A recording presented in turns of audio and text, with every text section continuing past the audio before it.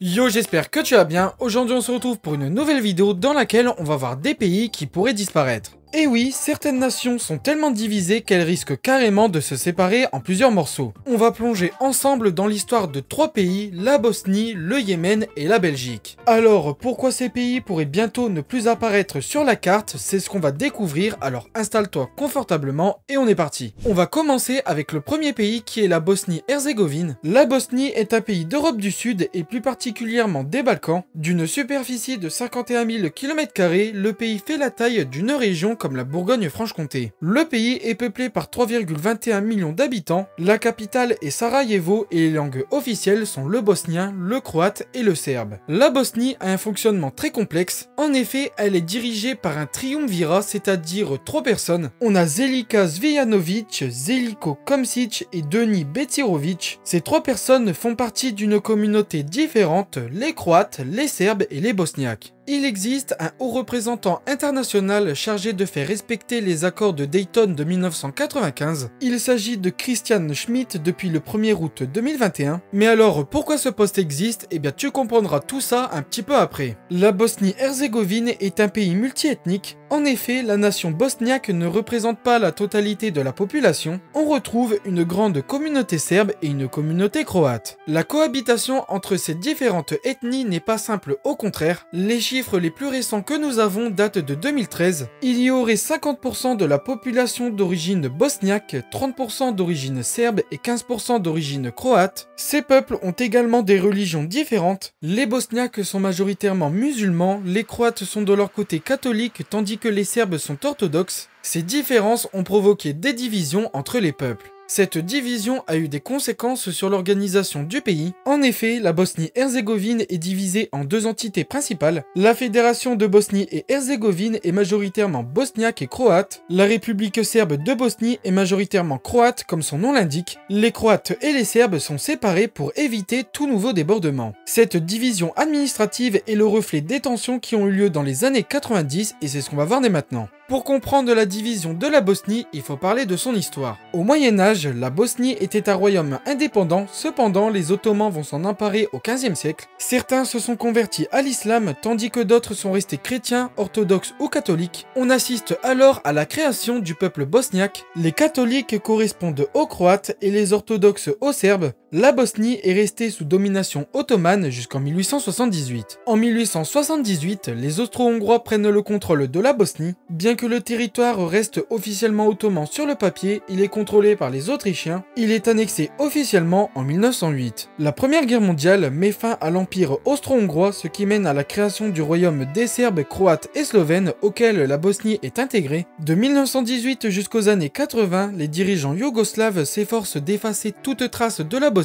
Un redécoupage administratif des régions en 1929 efface même complètement son existence. Après la Seconde Guerre mondiale sous Tito, tout se passe plutôt bien entre les différentes communautés, notamment car il mène un pouvoir fort. Cependant, après sa mort en 1980, la Yougoslavie va progressivement s'effondrer. C'est au début des années 90 que les tensions sont à leur paroxysme. La guerre de Bosnie de 1992 à 1995 laisse des traces indélébiles qui ont des répercussions à l'heure actuelle. Ce conflit ultra-violent a fait environ 100 000 morts et plus de 2 millions de déplacés. La guerre se termine avec les accords de Dayton en 1995. La Fédération de Bosnie-Herzégovine est alors créée. On a la République serbe de Bosnie qui comprend tous les territoires majoritairement peuplés de Serbes. Le reste fait partie de la Fédération de Bosnie et Herzégovine qui compte les Bosniaques et les Croates. Enfin, il existe le district de Brčko qui est autonome et géré en partie par un représentant de l'ONU. Actuellement, le pays est littéralement coupé en deux. La République serbe de Bosnie, avec son leader Milorad Dodik, parle régulièrement de faire sécession. Il essaye notamment de faire sortir la République serbe de différentes organisations bosniennes. L'indépendance du Kosovo a également donné des envies de séparation aux Serbes de Bosnie. Alors, est-ce que le pays va se séparer? Eh bien, la réponse est complexe. L'Union européenne refuse catégoriquement toute division du territoire et le haut représentant international a le pouvoir d'empêcher toute tentative de sécession. Avant de continuer, n'hésite pas à t'abonner et à liker, ça me fait super plaisir et ça me soutient énormément. J'ai des réseaux sociaux, Instagram et Discord, donc s'ils t'intéressent, je te mets leur lien en description. Maintenant, parlons du Yémen. Le Yémen est un pays situé dans la péninsule arabique, bordé par l'Arabie Saoudite au nord et la mer Rouge au sud. Le pays a une superficie de 528 000 km², soit la taille de la France. Le Yémen compte environ 30 millions d'habitants et sa capitale est de facto Sanaa. Enfin, la langue officielle est l'arabe. Le système politique yéménite est terriblement complexe. En effet, le pays est plongé dans la guerre civile depuis 2014. Le territoire est alors dirigé par plusieurs camps. Je ne t'expliquerai pas les raisons du conflit tellement le sujet est complexe, retiens juste qu'il existe désormais plusieurs gouvernements qui revendiquent leur légitimité. Le Yémen a une histoire complexe. En effet, selon où on se trouve, les occupants n'étaient pas les mêmes. Le Yémen du Nord a été contrôlé pendant très longtemps par les Ottomans, tandis que le Sud était sous contrôle britannique. Le Yémen du Sud est alors une colonie britannique à partir de 1839. Le nord du Yémen prend son indépendance des Ottomans en 1918 avec la création du royaume Moutawakilite du Yémen. Le Yémen du Sud prend son indépendance en 1967 et immédiatement il est revendiqué par le Nord. Ces deux pays avaient une politique radicalement différente. Le Nord était traditionnellement plus conservateur et était soutenu par l'Arabie Saoudite. Le Sud, lui, était aligné avec l'Union soviétique et donc avait une politique socialiste. Après l'unification en 1990, les tensions ne se sont pas arrêtées. En 2014, une guerre civile éclate entre les différentes factions politiques du pays. La situation du Yémen est alors terrible. Cette situation a créé de facto une division du pays. Les Houthis, qui sont principalement des musulmans zaïdistes, qui est une branche du chiisme, contrôlent les régions historiquement plus développées du nord. Le gouvernement, soutenu par les sunnites, lui contrôle le sud. Il y a une réelle possibilité que le pays se sépare.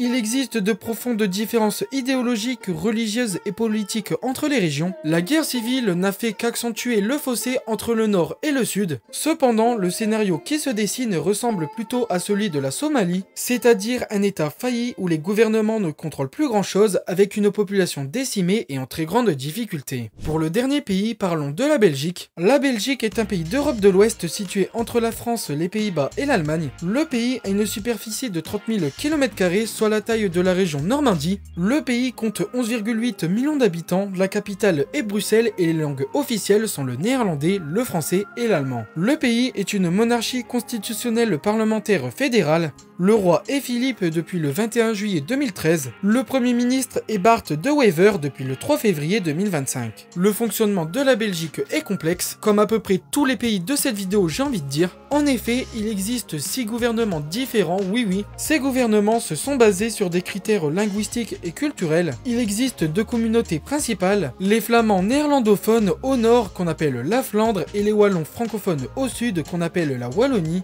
Bruxelles, officiellement bilingue, forme une 3e région. Il existe aussi une petite communauté germanophone à l'est. En fait, il existe une multitude de découpages mais que nous ne verrons pas aujourd'hui. Si tu souhaites en savoir plus sur la division de la Belgique, j'en ai consacré une vidéo à part entière sur ma chaîne, le lien est disponible en description. Les différences entre la Flandre et la Wallonie vont au-delà de la langue. La situation économique a beaucoup changé avec le temps. La Flandre, qui était pauvre avant, est maintenant la région la plus riche. La Wallonie, qui était riche grâce à ses industries et à ses mines, connaît aujourd'hui des problèmes économiques. Cette situation crée alors des tensions. La Wallonie a un besoin d'aide financière tandis que la Flandre, elle, est réticente à l'idée de donner plus d'argent. Il faut savoir que pendant très longtemps, le français a été la seule langue officielle de Belgique. Cela n'a changé qu'en 1932 et donc il y a un petit sentiment de revanche de la part des Flamands. En Belgique, chaque région fonctionne presque comme un pays séparé. Le seul lien qui les unit vraiment, c'est le gouvernement fédéral. Un problème important existe, les partis politiques sont séparés entre les régions, ce qui rend très difficile la formation d'un gouvernement. Par exemple, l'actuel premier ministre Bart De Wever n'a pu prendre ses fonctions qu'après 239 jours d'attente après les élections. Les prises de décision sont alors terriblement compliquées, il faut alors coordonner les régions et le gouvernement fédéral.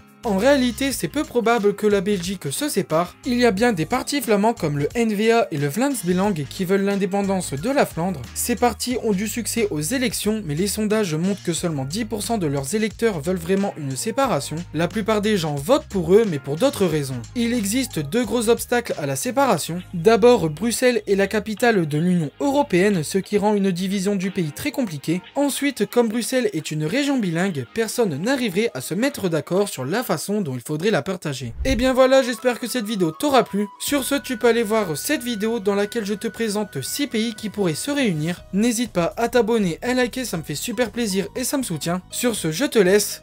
Ciao ciao.